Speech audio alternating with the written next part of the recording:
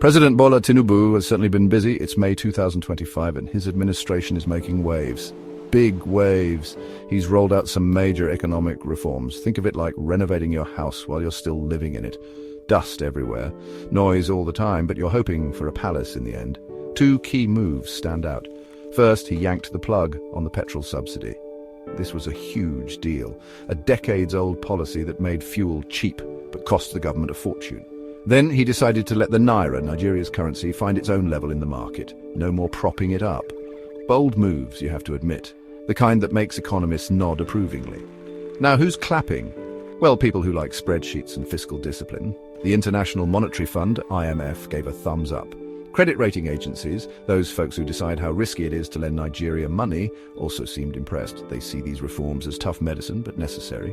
Foreign investors, always looking for a good bet, are apparently peeking over the fence with renewed interest. The government says these changes are rebooting the economy. They claim it's like a fresh start, attracting investment from overseas. It's the kind of news that makes headlines in financial papers. Nigeria turns a corner, they might say. It all sounds very promising on paper, doesn't it? But here's the thing about economic reforms. They're not just numbers on a page. They hit people where they live, literally. Back home in Nigeria, the mood is a bit different. While the international community is sending congratulatory notes, many Nigerians are feeling the squeeze. The removal of the petrol subsidy, it meant fuel prices shot up overnight. Imagine your commute suddenly costing twice as much, or the price of transporting food to the market doubling. That has a ripple effect on everything. It's like a domino chain, and the last domino is always the price of your dinner. This is the reality for millions. So you have this fascinating contrast. On one hand, international praise for bold, decisive action. On the other, domestic pain as people adjust to a new, harsher economic landscape. The government argues this is short-term pain for long-term gain. A necessary evil, if you will. But when you're struggling to afford basic necessities, long-term can feel like a lifetime away. Critics are already calling it the worst cost of living crisis in recent memory. That's a heavy label, and it sets the stage for a very interesting political discussion as the country looks towards the future, especially with election talk already in the air. It's a gamble, a big one. Let's talk about what these big economic words, subsidy removal, exchange rate liberalization, actually mean for the average Nigerian. It's like this: imagine the government used to pay a part of your fuel bill every month. Nice, right? Suddenly they stop. Now you pay the full amount. That's the fuel subsidy removal. And the exchange rate? Think of it as the price of buying dollars. If that price goes way up, everything imported from medicine to machinery gets more expensive. This double whammy has hit hard. Inflation has soared. The prices of food, transport, and everyday goods have climbed and climbed and climbed some more. It's a daily struggle for many families. The cost of living crisis isn't just a headline, it's a lived experience. People are making tough choices. Maybe they're cutting back on meals or pulling their kids out of certain schools because fees have become unaffordable. Small business owners are struggling with higher operating costs. That roadside vendor selling roasted plantain, her costs for ingredients and charcoal have gone up. So she either raises her price and risks losing customers, or absorbs the cost and makes less profit. It's a tightrope walk. This isn't just about numbers, it's about human dignity and the stress of uncertainty. The government's promise of a brighter future needs to arrive soon for many. Of course, the government has its reasons.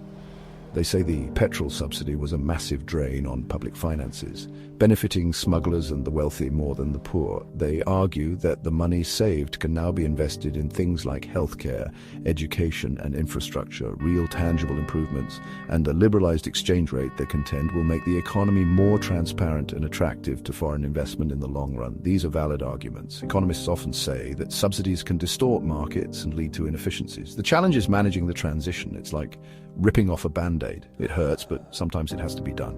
The question on everyone's mind is, how long will this pain last? And will the promised gains actually materialize for ordinary people? There's a lot of debate. Some analysts believe that if Nigeria stays the course, the economy will eventually stabilize and grow stronger. Others are more skeptical, worried that the damage to household incomes and small businesses might be too severe. They also point to the need for robust social safety nets to cushion the blow for the most vulnerable. It's a delicate balancing act. You want to fix the roof, but you don't want the whole house to collapse in the process. That's the tightrope President Tinubu is walking.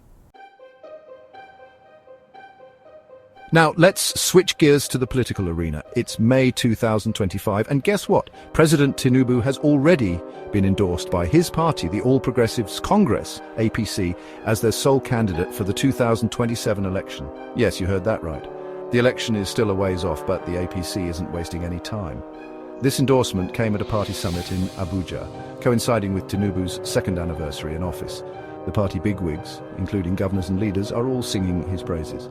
They're pointing to those bold economic reforms we just talked about as proof of his strong leadership. It's a confident move, a clear signal of intent. The APC is projecting an image of unity and strength. Abdullahi Ganduje, the APC national chairman, made it official. He declared Tinubu their man for 2027. They believe he's the one to lead Nigeria forward for another 4-year term. This early endorsement is strategic. It aims to consolidate support within the party and present a united front to the nation, and perhaps to any potential challengers within the APC itself.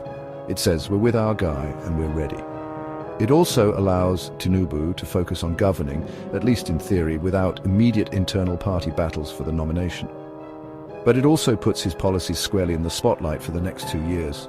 What about the opposition? Well, that's where things get a bit more complicated. Or, depending on your perspective, a bit less complicated. For Tinubu, the opposition parties are currently described as, let's say, not exactly a well-oiled machine. Reports suggest they are divided and weakened. This isn't ideal if you're trying to challenge a powerful incumbent. To make matters worse for them, there have been high-profile defections. Key figures from opposition parties have been switching sides and joining the ruling APC. President Tinubu himself has said he expects even more defections. It's like your favorite football team losing its star players to the rivals just before the championship. This situation certainly makes Tinubu's path to re-election look smoother, at least for now. A fragmented opposition struggles to present a credible, unified alternative. Remember, President Tinubu's victory in the February 2023 election was contentious. His main rivals challenged the results in court, alleging rigging, though Tinubu maintained he won fairly. Those divisions from 2023 might still linger. If the opposition can't get its act together, 2027 could be a less competitive race than many Nigerians might hope for. A strong democracy thrives on robust debate and viable choices. The current state of the opposition is a significant factor in Nigeria's political equation. So, Nigeria finds itself at a fascinating and frankly challenging juncture. President Tinubu is pushing ahead with his economic agenda, which has earned him accolades from international financial institutions. They see a leader making tough but necessary choices to put Africa's largest economy on a more sustainable path. This narrative paints a picture of a president unafraid to tackle long-standing issues, even if it means short-term discomfort for the populace. The promise is that these reforms will ultimately lead to a stronger, more resilient Nigerian economy, attracting investment and creating opportunities for all. It's a vision of a brighter future, built on a foundation of fiscal responsibility. However, back on the ground, the reality for many Nigerians is one of hardship. The short-term discomfort feels very long and very uncomfortable indeed. Soaring inflation and the high cost of living are daily burdens. Beyond the economy, there are other significant challenges. Insecurity remains a major concern, with issues like the long-running Islamist insurgency in the northeast and widespread banditry in other regions continuing to plague the nation. These are not small problems. They affect people's lives, their safety, and their ability to make a living. Tackling these deep-rooted security issues effectively is crucial for any leader hoping to win the people's trust and support. As the 2027 election cycle begins to churn, public opinion is a mixed bag. Business Day, a prominent Nigerian newspaper, is even running a poll to gauge how people feel about Tinubu's re-election bid. Will voters reward him for the bold reforms, trusting in the long-term vision? Or will the immediate economic pain and ongoing security challenges overshadow any potential future benefits? It's the classic political dilemma: jam today versus jam tomorrow. The answer will likely depend on whether people start to see tangible improvements in their lives before they head to the polls. Hope is a powerful currency, but so is a full stomach. Ultimately, Nigeria's future hangs in the balance. The choices made today by the government and by the people will shape the nation for years to come. The path to 2027 will be paved with intense debate, political maneuvering, and the everyday struggles and aspirations of over 200 million Nigerians.